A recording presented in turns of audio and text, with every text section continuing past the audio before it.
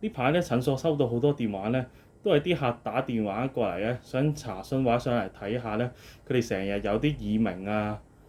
覺得頭痛啊，甚至咧係耳仔聽唔到嘢情況。咁究竟呢啲係咩病嚟嘅咧？可以喺中醫角度可以點樣幫佢哋醫治咧？嗱，呢個病咧喺中醫嚟講咧，屬於咧呢個係外飲外邪。咁內飲外邪咧，內飲主要就痰濕多，外邪咧就因為佢瞓唔好啊，或者傷風感冒啊，引起耳水唔平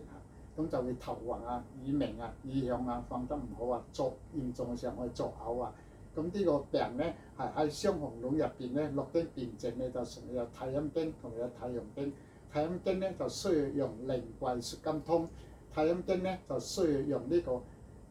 筋脈大續通。咁靈桂縮筋通咧，佢主要就可以咧調整你耳水個唔平衡，將你內飲啲水濕從小便提除咗水分。咁筋脈大續通咧就能夠咧調整佢個神經系統，所以呢個病咧好快就可以會回復翻正常。